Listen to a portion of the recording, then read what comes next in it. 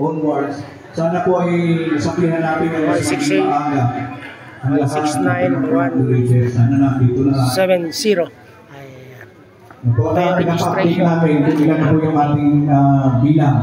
Ngayon ang gusto po natin sabihin sa inyo kung kayo po ba ay updated na sa mga proyekto ng ating mahal na mayor. Okay. Ang ating pong mahal na mayor, mahal na malapitan, ay may mga proyekto lalo po ngayon darating ng 63rd anniversary foundation ng ating city. Bukas po, magkakaroon tayo ng motorcade. Alam na po ba ninyo yung inyong mga pwesto kung saan-saan? Sinabi na sa mga barangay leader natin, isa pong pagpapakita ng ng ating lakas bilang mga suporta sa ating pong mga mahal na mayor at mahal nating congressman at constituente sa kanilang pag-iikot bukas para pasimulan po at makita ng tao na buhay ang ating lungsod ng Caloocan. Especially po, makikita natin dyan yung patuloy na pag-usbong at pag-unlad ng Caloocan, hindi lamang sa mga proyekto, pagkos mga pagbibigay sa atin ng mga kakayahan, ng mga trabaho, dahil meron po tayo sa February 20 ng job fair. Sabihan po natin yung ating mga mahal sa buhay, yung ating mga kaanak, yung ating mga kilala na mawalang trabaho. Gusto nila makakita ng trabaho, maghanda po ng maraming resume o maraming biodata. Bakit po? Dahil marami pong trabaho ibibigay sa February 20, alas 8 ng umaga sa Caloocan Sports Complex. Na po, pasabihan na natin. Dahil ang isa po sa mga programa ng ating mahal na mayor ay magkaroon ng sapat na trabaho para sa lahat ng mga batang kangkalu. Pagkatapos naman po niyan, magkakaroon po tayo ng February 22 Family Day. Alam niyo rin po ba yun? Okay, sa Family Day po, dali natin yung ating mga anak, mga alagang bata, yung ating mga apo, anak, kaanak, magmula po ng 15 taong gulang, pababa, magpamedyas po kayo, magpadala kayo pamedyasin ninyo. Kung naalala niyo yung nakarang taon, meron pong maraming mga laruan na pinuntahan yung mga bata, hindi lamang po yun, meron din pong ihanda dito ang lahat ng departamento ng mga sa ating City Hall. May mga ihanda po sila para dun sa ating mga bata at para sa mga nanay. Magiging i-guide nyo lang po sila para naman maprotektahan doon sa mga yung mga makakasakit sa kanila. Kaya po pagpasusuotin ninyo ng inyong mga medyas, yung mga bata, para po malaya silang makapaglaro. Doon gaganapin sa Caloocan Sports Complex, sa loob at sa labas. Inaasahan po namin na makakararating ang inyong mga anak, ang inyong mga apo, para po sa proyektong ito ng Family Day, para po sa paggunita ng ikang-63 pagdiriwang ang anibersaryo ng ating lungsod ng Caloocan. Okay po ba yun? Yes! At hindi lang lamang po yun, medyo nagkaroon pa tayo ng ilang mga proyektong gagawin dito. Opo, ayun, yun na nga, George. Yung pong parada bukas, huwag ka natin kalilimutan. Ang ating pong babantayan dahil tayo ay barangay 168, 169, 170.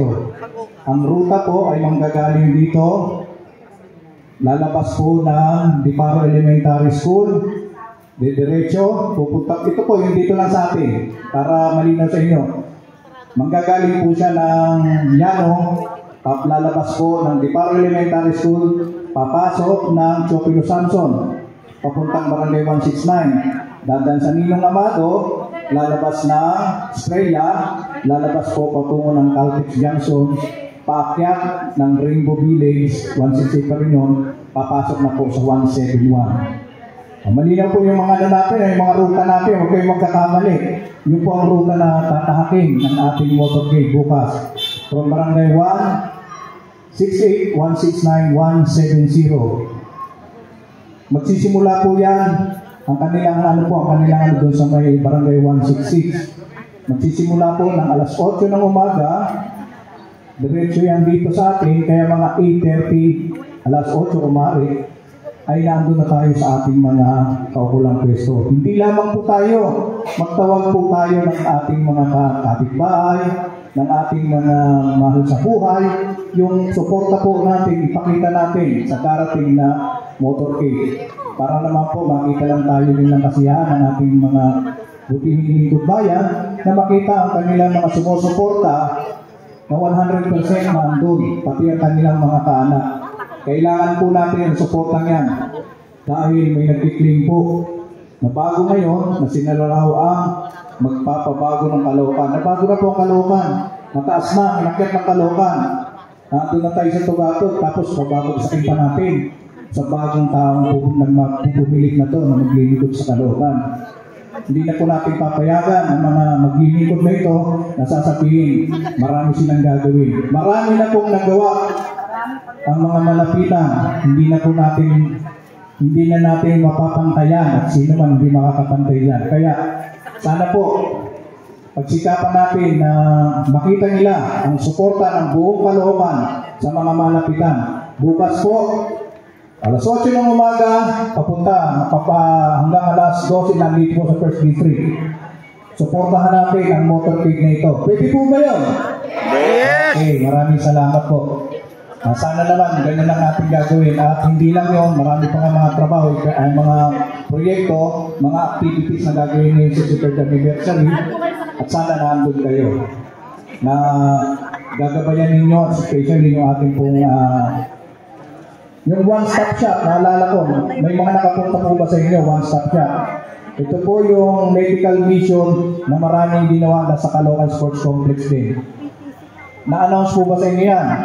Yung mga leader natin, huwag po tayong magkukulang na ibigay sa ating mga kapwa leader yung mga aktibidades po para sa kapakanan ng mga batang Pangkalu.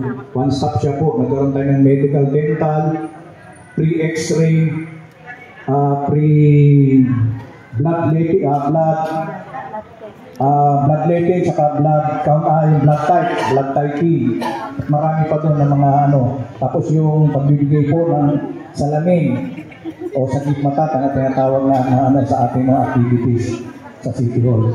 Kaya sana po ay nakikiisa ang lahat para po sa mga proyekto at mga activities, especially ngayong pong 63rd anniversary. Ay ka-anin na po tatlong pagdiriwang para sa anibersaryo ng Caloocan. Masan si Bien? Wala na. Okay na po ba? Meron po bang mga gusto mo linawin para bukas? Wala na naman eh. Sige, asahan po yan.